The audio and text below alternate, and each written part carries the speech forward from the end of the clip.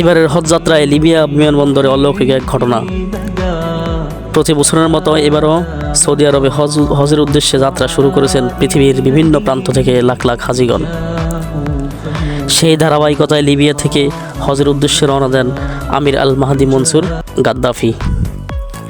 লিবিয়ার একেবারে দক্ষিণাঞ্চল থেকে আসা গাদ্দাফি লিবিয়ার আন্তর্জাতিক বিমানবন্দরের সকল নিয়মকানুন মেনেই অবস্থান করছিলেন, কিন্তু এরপরেই শুরু হয় তার ভাগ্যের পরীক্ষা।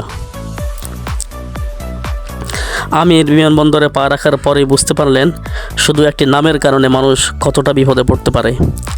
সৌদি আরবের বিমানে ওঠার আগে নামের শেষে গাদ্দাফি থাকায় তাকে আটকে দেওয়া হয় ইমিগ্রেশনে। লিবিয়ার সাবেক স্বৈরশাসক মুয়াম্মার গাদ্দাফির নামের সাথে মিল থাকায় তাকে বিমানবন্দরেই থেমে যেতে হয়। এদিকে অন্য যাত্রীরা একে একে ইমিগ্রেশন পার হয়ে বিমানের দিকে উঠছেন, কিন্তু আমির আল মাহদি চেয়ে চেয়ে তাকিয়ে থাকা ছাড়া কিছুই করার ছিল না। তবে এরপরের ঘটনাগুলো যা ঘটেছে তা নিশ্চিত আপনাকে হতবাক করবে ও চোখ কপালে ওঠার উপক্রম হবে।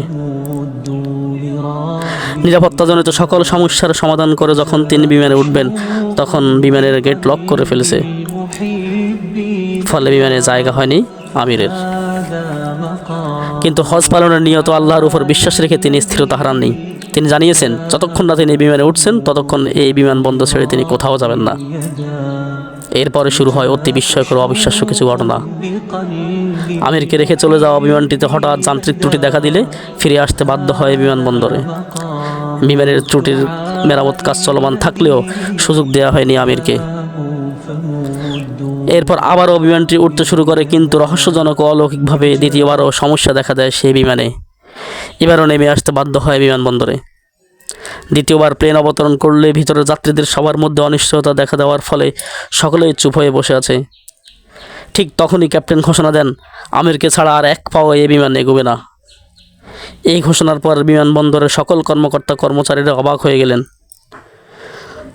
অবশেষে জরুরি ভিত্তিতে আমিরকে তৃতীয়বারে ফ্লাইটে ওঠার জন্য আমন্ত্রণ জানানো হয়।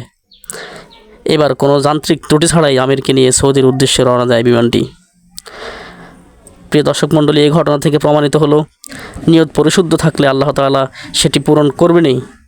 এবার শুনুন সম্পূর্ণ ঘটনা তার মুখেই।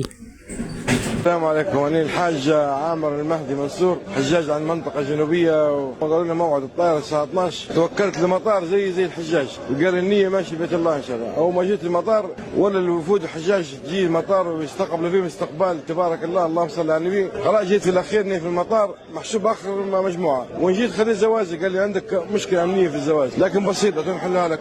الحجاج الآخرين كملوا لهم إجراءاتهم وركبوا في الطائرة. الكابتن قال بنطلع ما بنستنى، خلاص سكر باب الطائرة وطلع. جاني بتاع المدير امن المطار قال لي لو ان شاء الله غالب ان شاء الله ما يقسمت لي، قلت ان شاء الله الطائره ما تطير توجي في ماشي بيت الله ناوي النيه. خلاص ردوا قال الطائره عطل. كلموا الكابتن افتح السلوم بتاع الطائره خلي السلوم يجي يرفع الحاج اللي قاعد، قال ماني فاتح الطائره محركها والع. وجاني نفسه مدير الامن قال لي ما تكدر بالك ربك ما يقسمت لي، قلت له والله مناديه ماني مروح من المطار. طارت مرتين ما ردت من جديد. كابتن قال لهم والله ماني راكب كما جبتوا لي عامر. تو احنا في بيت الله الحمد لله يا رب.